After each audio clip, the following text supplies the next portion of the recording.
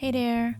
In this video, we're going to see how the steady shot performance on the Sony A7Cii II compared with ZVE1.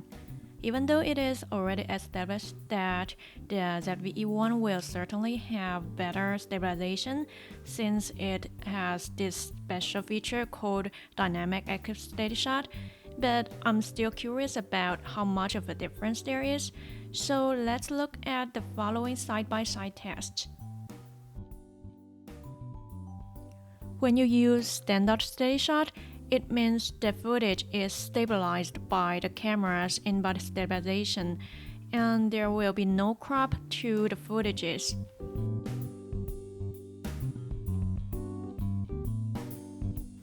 For active steady shot, on the A7Cii II, there is an 1.15 times crop, while on the ZVE1 there is a 1.12 times crop. I'm actually quite surprised when I see the result. I thought the standard and active steady shot on both cameras would look similar, but in fact, the ZVE1 has so much better performance. And I'm not even using dynamic active steady shot right now.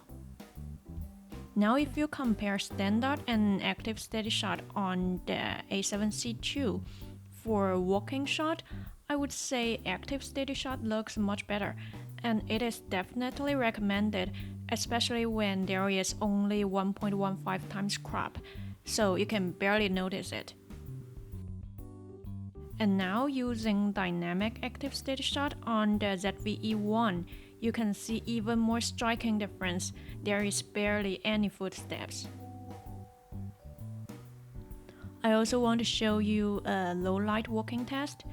As I have mentioned in the review video of ZVE1, in low light environment, stabilization will work better if we use a higher shutter speed, so I set it to 1/125.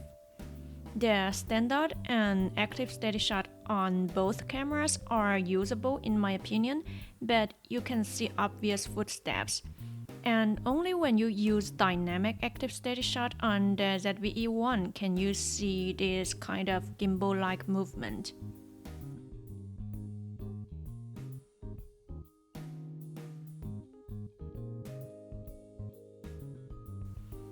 The next test is a still shot test.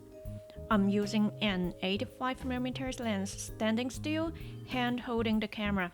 I don't see much of a difference between different steady shots, so if you need this kind of shot, just use the standard steady shot will be enough, unless you need a narrower field of view.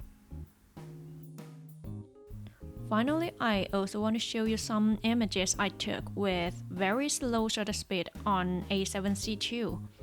Now I have already turned on the steady shot on the photo menu.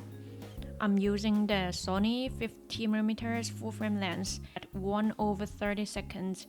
The image is still pretty sharp. And now 1/15 seconds. I think it is still usable. And now 1/8 seconds, you can already see some blurriness.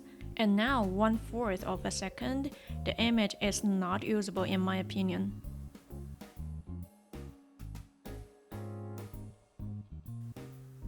So, the takeaway of this video, if you expect gimbal-like movement and you need a lot of walking shot, the ZVE1 will do a much better job without doubt.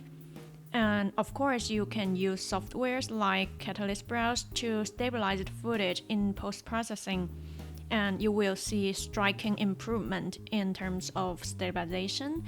But I have complained many times how I hate using Catalyst Browse because it is not user-friendly, it is time-consuming, and most important of all, it will lower the quality of your videos.